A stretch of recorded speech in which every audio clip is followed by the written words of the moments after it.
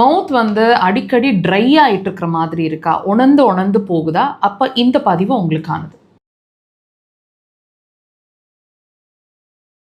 இந்த மாதிரி மவுத் ட்ரை ஆகிட்டே இருக்குது, எவ்வளோ தான் தண்ணி குடித்தாலும் தாகம் தீரவே மாட்டேங்குது, தொண்டை வறட்சியாக இருக்குது, நாவு எப்பவுமே வறட்சியாக இருக்குது, அப்பப்போ வெடித்து புண்கள் மாதிரி கூட இருக்குது, உதடு பூரா வெடித்த மாதிரி இருக்குது. இது சம்மர்லேயும் இருக்குது, வின்டர்லேயும் இதே மாதிரி இருக்குதுன்னு ஃபீல் பண்ணிகிட்ருக்கீங்கன்னா, உங்களுக்கு சுகர் இல்லை ஆனாலும் இந்த சிரமங்கள் இருக்குது அப்படின்னா, இது ஏதாவது வார்னிங் சிக்னலாக இருக்குமா, ஏதாவது ஹெல்த் இஷ்யூவாக இருக்குமா, இந்த பதிவில் பார்க்கலாம். நல்லா கவனிங்க. இந்த தர்ஸ்ட்டுங்கிற ஒரு விஷயம் உங்களுக்கு வர்றதுக்கு முன்னாடி வரைக்கும் நான் சொல்லக்கூடிய சிரமங்களில் நீங்கள் இருந்திருக்க மாட்டீங்க. அல்லது இந்த தர்ஸ்ட் வந்ததுக்கு அப்புறமோ கொஞ்சம் முன்னாடியோ, அதாவது ஒரு 6 மந்த்ஸாக உங்களுக்கு ஒரு இந்த மவுத் ட்ரைனஸ் இருக்குது அப்படின்னா, ஒரு 6 மந்த்ஸ் 1 இயர்க்குள்ளே இந்த ப்ராப்ளம்ஸ் எல்லாம், நான் சொல்லக்கூடிய ப்ராப்ளம்ஸ் எல்லாம் உங்களுக்கு இருந்திருக்கணும்.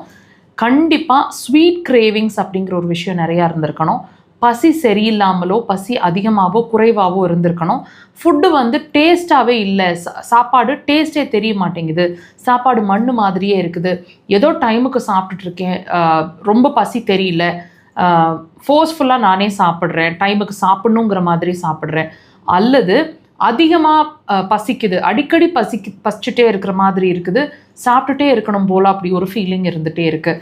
இந்த மாதிரி ஏதாவது ஒரு பசி சம்மந்தமான, இரைப்பை சம்மந்தமான பிரச்சனைகளும், அது மட்டும் இல்லைங்க, எக்ஸ்ட்ரீம் டயர்ட்னஸ், லோ ப்ரெஷர் இருக்குமோ அப்படிங்கிற ஒரு ஃபீலிங், கண்களில் ஒளி இல்லாத ஒரு நிலை, ஒரு கண்கள் ட்ரையாக இருக்கிறது, ட்ரௌசியாகவே இருக்கிறது, கண்களில் தூக்கம் வந்துகிட்டே இருக்கிற மாதிரி, எனர்ஜியே இல்லை கண்களில் நீங்கள் ஃபீல் பண்ணுறது, இந்த மாதிரி விஷயங்கள் தெரியும்.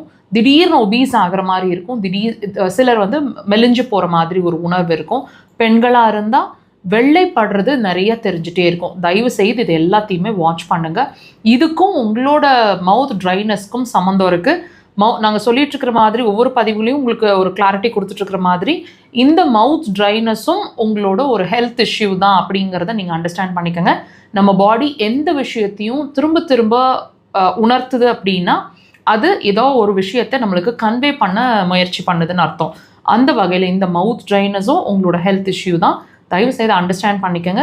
உங்களோட ட்ரீட்மெண்ட் அப்படிங்கிற விஷயம், உங்களோட மவுத் ட்ரைனஸ் சரியாகணும்னா உள்ளே இருக்கிற பிரச்சனையும், அதாவது ரூட் காஸை ட்ரீட் பண்ண ட்ரை பண்ணுங்கள். அக்குபஞ்சர் அதுக்கு சிறந்த தீர்வு. கண்டிப்பாக ட்ரை பண்ணுங்கள்.